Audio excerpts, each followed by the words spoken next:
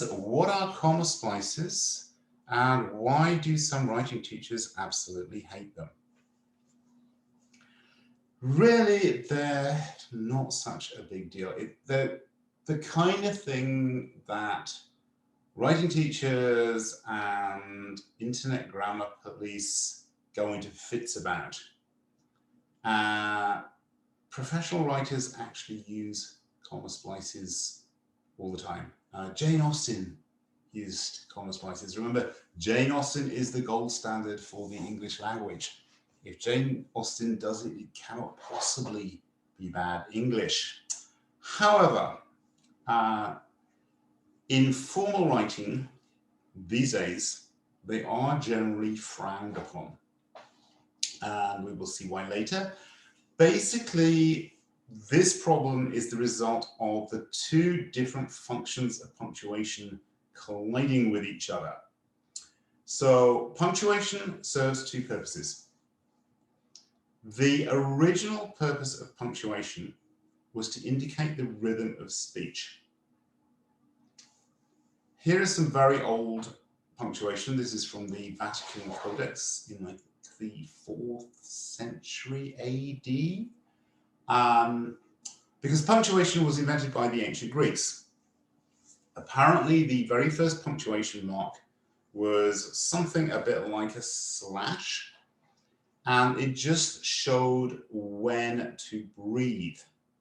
As you can see here, ancient Greek didn't even have spaces between words. They came much later. So for people reading out speeches like politicians and actors, it was useful to have a point that says, hey, take a breath here. And this gradually became more sophisticated. Apparently a key figure was a guy called Aristophanes in the Library of Alexandria.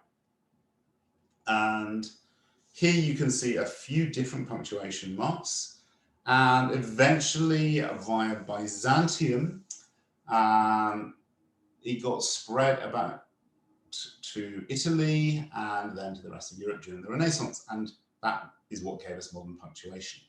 So the first punctuation was really a sound thing. Yeah? We were not interested in the grammar of the speech. We're interested in how you read it out loud. However, later on, the second function of punctuation came about, which is to help us decipher the grammar of a sentence. In other words, to parse a sentence. So things like a full stop don't just say, take a breath here or take a big pause here. They also say, okay, this is the end of a sentence. And this brings us to commas. Apparently, comma is ancient Greek for a little knife. Don't trust me on this. I do not speak ancient Greek. This is just something I read on the internet, but it's kind of cool. So the original purpose, as in telling us when to breathe, is that it's a fairly short pause. It's definitely shorter than a full stop. But it also has a grammatical purpose. So informal writing tends towards the rhythm side of punctuation, and formal writing tends towards the grammar side of punctuation. So, looking at the grammatical side, what do commas separate? Clauses that have a conjunction. Okay, so first, like clauses, I don't have time to go into in great detail, but a clause is basically just something that has a subject and a verb, put very, very simply. So here's an example. Punctuation is useful, but it can be confusing. So we have a conjunction in the middle there, but it's a coordinate conjunction. If you want to find out more about coordinate conjunctions, there is an essay, a video on the Essay Doctor about coordinate conjunctions. It's called something like, can I start a sentence with but? Here's another example with the conjunction at the beginning. If you splice commas, comma, your teacher will cry. Okay. So these are things that I have dealt with in previous videos. Non-defining relative clauses I have not talked about, and maybe I never will. Here's an example. Comma splices, comma, which are a common error, comma, result from a misunderstanding of the function of commas. Okay, so we've got this clause in the middle, which is just like stuck in as extra information. This is known as a non-defining relative clause. And finally, phrases, which is just like any bunch of words. Here's an example. Despite their expressive power, comma splices are frowned upon in formal writing. So here, despite their relative power, is just a phrase. It's not a clause. It doesn't have a subject. It doesn't have a verb. It's just something we've stuck on at the beginning of a sentence. If you're interested in this, check out the episode, What the Hell is an Adverbial, which deals with a particular kind of phrase. So it looks like we've covered almost anything. So what don't commas say?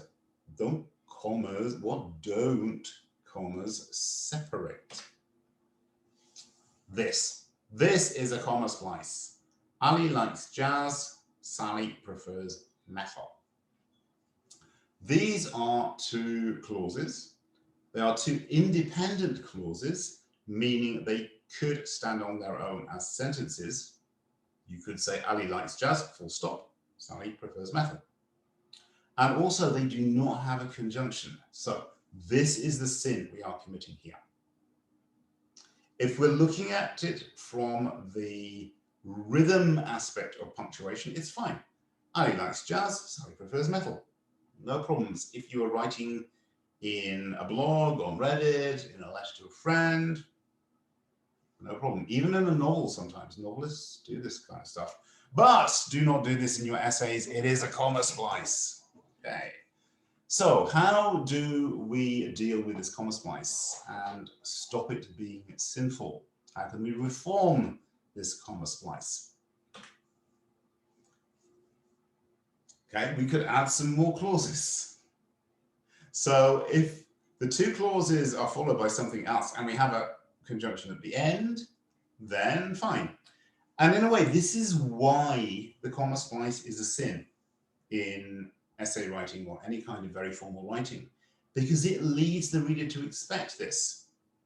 So Ali likes jazz, Sally prefers metal, John is enthusiastic about Renaissance Italian music, and Zephaniah is into Kraftwerk. So if you have a list of clauses, like a list of nouns, you can separate them with commas and you put and at the end or at the end. And assuming we don't want to do this, though, we just have to put in our conjunction. Ali likes jazz, comma, but Sally prefers metal. That's the easiest way to avoid the comma splice. But let's say we don't actually want a conjunction. Yeah, maybe we've been using conjunctions far too much. Maybe it's just not necessary. It's pretty easy for the reader to see what the relationship between these two sentences is. Enter the semicolon. Semicolons are wonderful. As I was saying in class, normal people do not use semicolons. The only people who like semicolons are academics and computer programmers. What a semicolon does is join two sentences, or if you prefer separate two sentences, it just depends on how you're looking at it. By the way, if you don't have anything there, it's a run-on sentence, and that's even worse than a comma splice. Never ever do that. So Ali likes jazz, semicolon, Sally prefers metal. What it tells us is that these two sentences go together. Yeah, they are related in some way. In this case, they are both about the musical preferences of some people we know. And we can see the relationship. We don't need but here. So my recommendation, if you catch yourself committing the sin of comma splicing, then replace the comma with a semicolon, and suddenly your writing will look incredibly classy. Because as I said, this is not the kind of punctuation you will normally see in arguments on Twitter, unless they're between computer programmers who throw in semicolons to be on the safe side everywhere. The other thing you can do if you add a semicolon is, if you want, add some extra information with an adverbial. So let's say we do want to say something about the relationship between these two sentences, but we don't want to have the usual kind of lame conjunctions like but and. So Ali likes jazz, semicolon. Sally, comma, in contrast, comma, prefers metal. Or we could put it at the beginning. Ali likes jazz, semicolon. In contrast, comma, Sally prefers metal. But it's classier in the middle. As I said, if you're interested in this kind of thing, then check out the episode on adverbials. What the hell is an adverbial? Adverbials are very cool. They are a great way to convey more meaning through your sentences, and they look very classy. Okay, so that is a comma splice. That is how you avoid it.